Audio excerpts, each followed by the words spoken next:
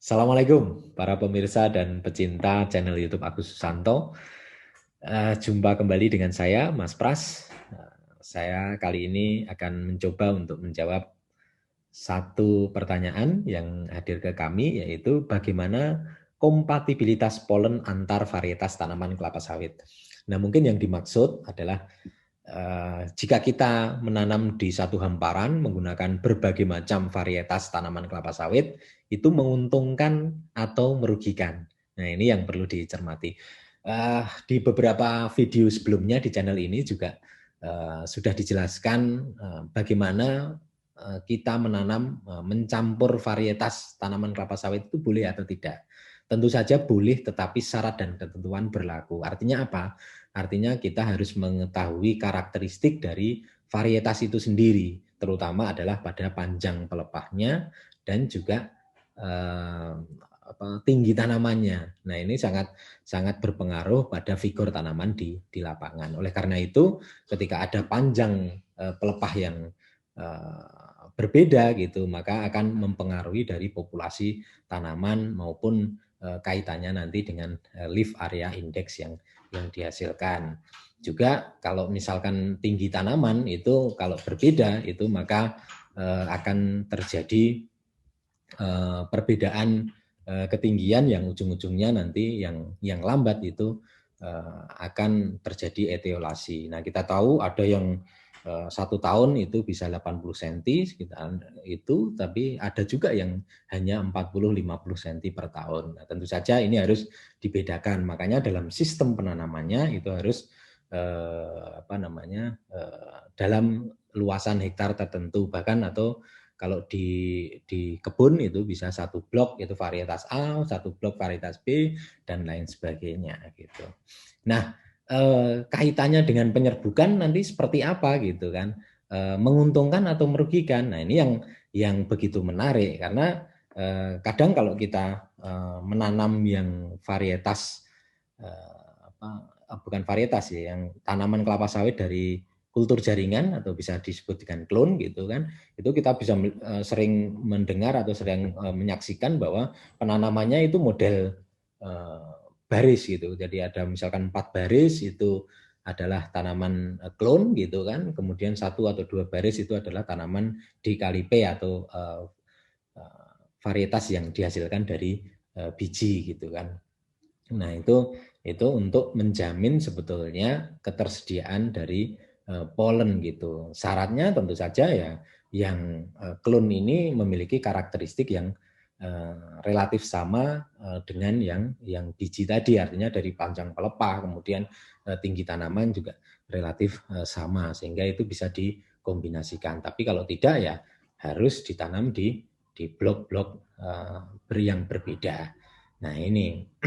Nah, karakter yang dimiliki oleh klon itu biasanya memiliki potensi keluar bunga betina yang lebih banyak atau dari biasanya atau jauh lebih banyak dibandingkan dengan bunga jantan. Bahkan saat ini kan juga sudah banyak juga yang diproduksi karakter-karakter tanaman yang feminim atau quick starter misalkan, atau menghasilkan bunga betina yang cukup banyak di awal menghasilkan, tetapi kadang meniadakan atau meminimalkan kemunculan bunga jantan. Nah, ini yang menjadi problem. Makanya dengan adanya varietas yang berbeda-beda tadi itu akan memungkinkan polen yang satu itu akan terbang ke dari varietas yang A gitu misalkan, itu terbang untuk mengawini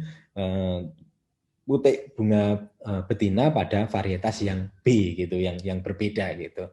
Itu akan sangat mungkin sehingga terjadi penyerbukan itu, karena kita tahu bahwa penyerbukan kelapa sawit kan silang, artinya dalam tanaman yang satu tanaman muncul bunga betina itu diserbuki oleh polen yang berbeda tanamannya, itu bisa dari satu varietas itu atau dari varietas yang lain. Nah, bagaimana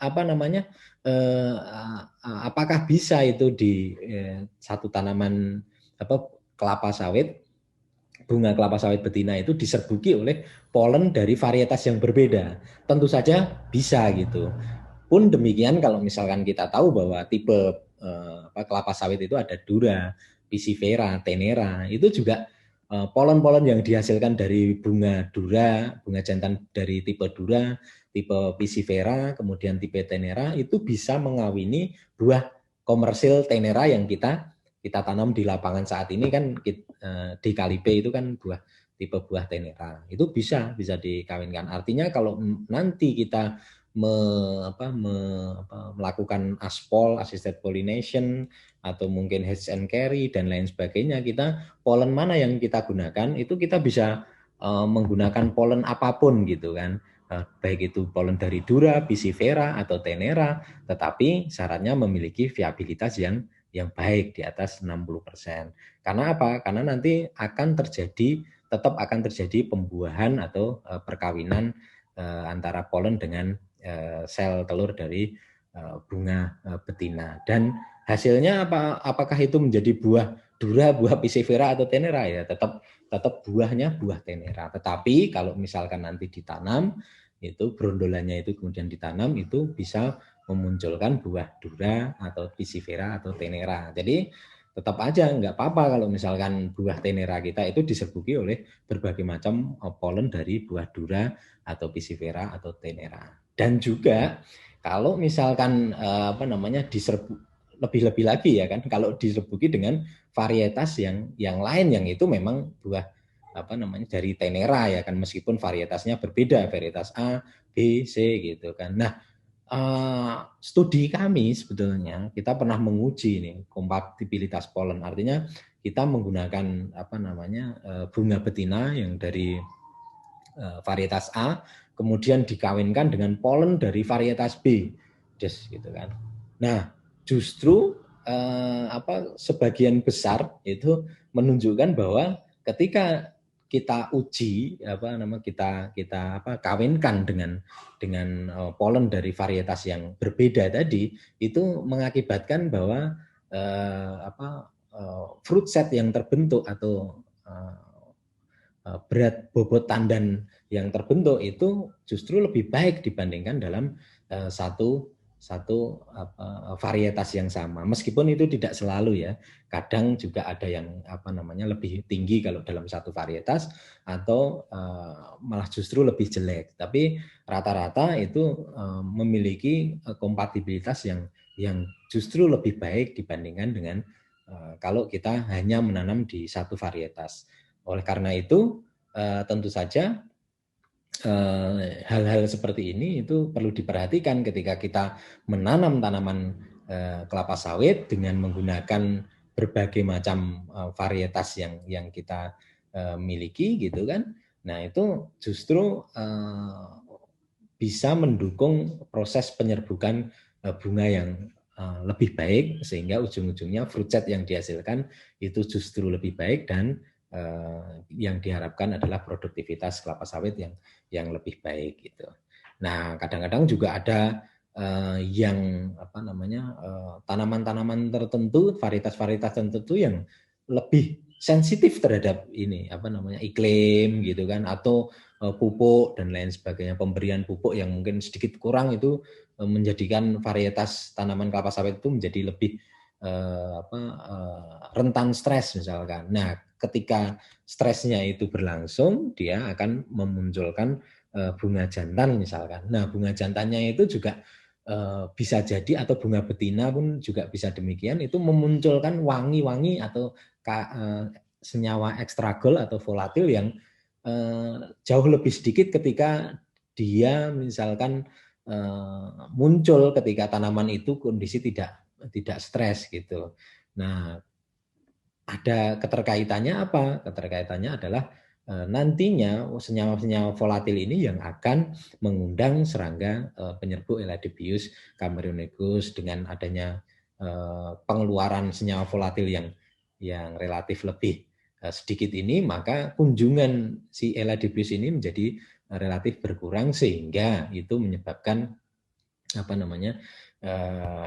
proses penyerbukan itu menjadi lebih berkurang. Kalau misalkan kita menggunakan varietas yang berbeda, mungkin dengan adanya iklim atau pemupukan yang relatif sama dalam satu hamparan tersebut, dia tidak begitu rentan terhadap stres itu, sehingga menyebabkan wangi-wangian atau ekstragol itu juga muncul lebih baik. Maka Eladibius dan lain sebagainya, serangga penyerbuk tadi, itu bisa lebih mobile di situ dan bisa juga menjamin penyerbukan bunga pada varietas yang lain juga, karena saking aktifnya tadi itu bisa berkunjung ke bunga betina yang sedang mekar pada varietas yang lain. Nah, itu mungkin beberapa apa namanya yang harus dipahami mengenai kompatibilitas polen kelapa sawit. Jadi jangan risau ketika kita menggunakan perbedaan varietas itu, apakah polennya itu bisa digunakan